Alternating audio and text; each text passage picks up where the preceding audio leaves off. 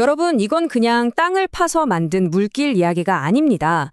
인간의 상상도 못할 야망과 또 거대한 자연이 정면으로 부딪혔던 수만 명의 목숨과 어마어마한 돈이 그야말로 진흙 속으로 사라졌던 역사상 가장 무모하고도 위대했던 공학 프로젝트, 바로 파나마 운하 이야기입니다.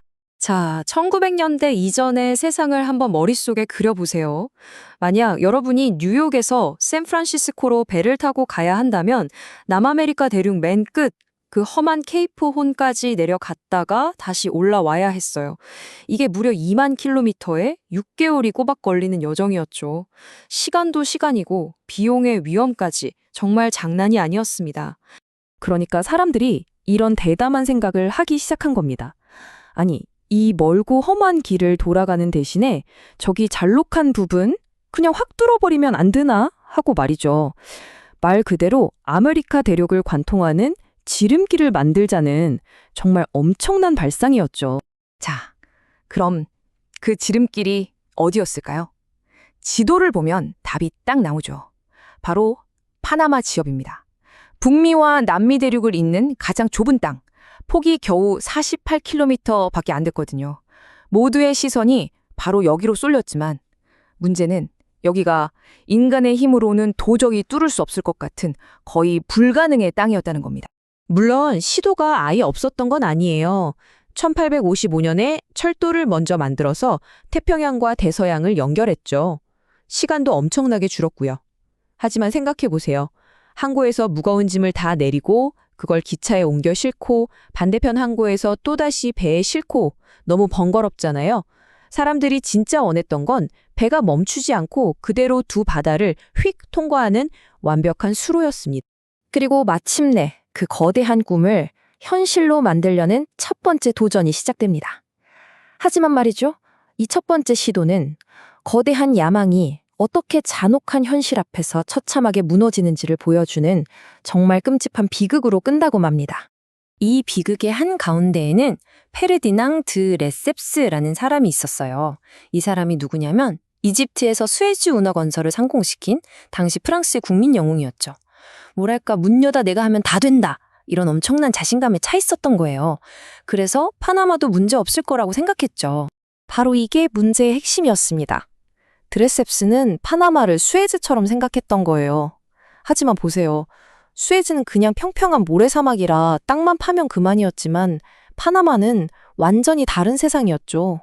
험준한 산맥이 떡하니 버티고 있고 1년 내내 쏟아지는 폭우는 파낸 혁을 순식간에 진흙탕으로 만들어버렸습니다. 결국 그 결과는 정말 참혹했습니다.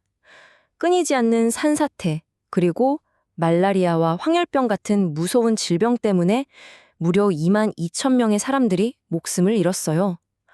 오늘날 돈으로 수조 원에 달하는 돈을 쏟아 부었지만 남은 건 녹슨 기계들과 거대한 무덤뿐이었습니다. 프랑스의 꿈은 그렇게 완전히 박살이 나버렸죠. 프랑스의 꿈이 그렇게 진흙탕 속으로 사라지고 무대 위로 새로운 주인공이 등장합니다. 바로 미국이죠. 그런데 미국은 프랑스처럼 무작정 공사부터 시작하지 않았어요.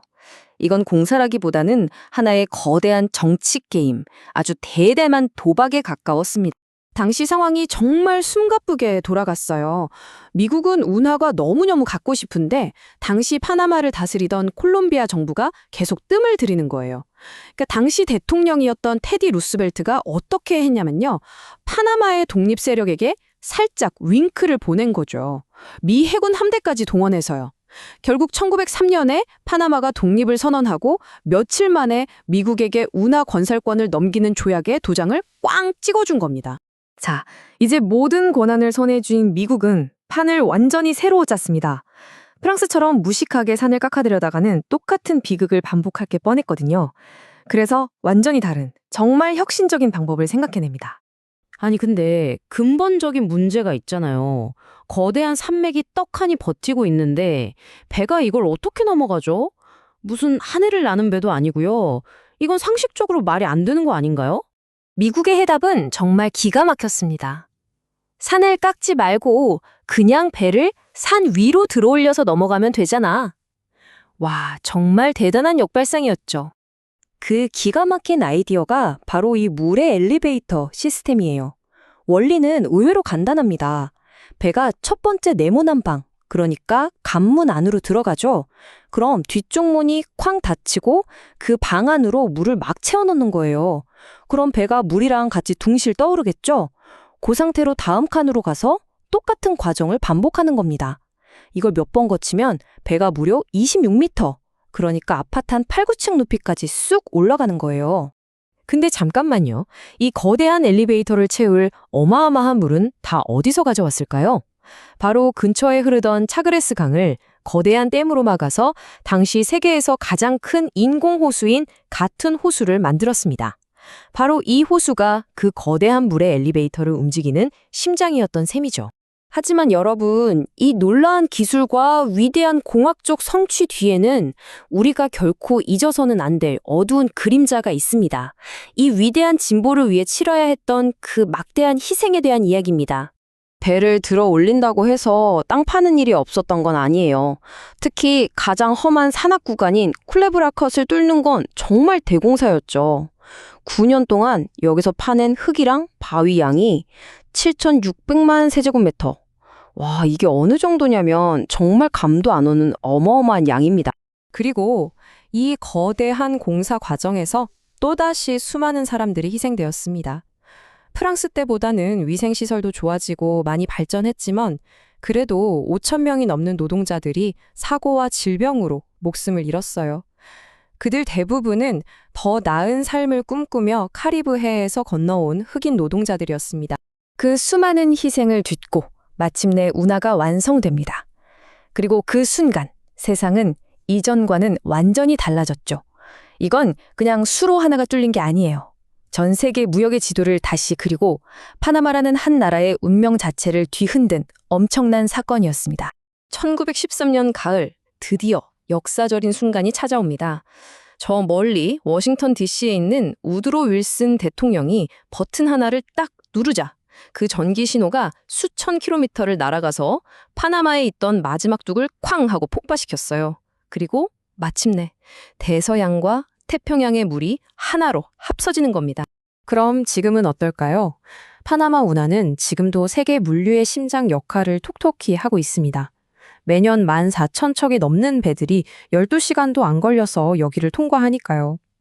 파나마에게는 정말 중요한 수입원이자 특히 1999년에 미국으로부터 운하의 완전한 통제권을 돌려받은 이후로는 파나마 국민들의 엄청난 자부심의 상징이 되었습니다. 대륙은 갈라졌지만 세계는 하나로 이어졌다. 이야말로 파나마 운하가 가진 의미를 가장 완벽하게 보여주는 말이 아닐까 싶네요. 이 엄청난 이야기를 듣고 나니 이런 질문이 남네요. 불가능에 도전해서 세상을 바꿨던 과거의 그들처럼 지금 우리 시대의 파나마 운하는 과연 무엇일까요? 우리 인류가 함께 힘을 모아 도전해야 할 그 거대한 과제는 뭘까요? 여러분은 어떻게 생각하세요?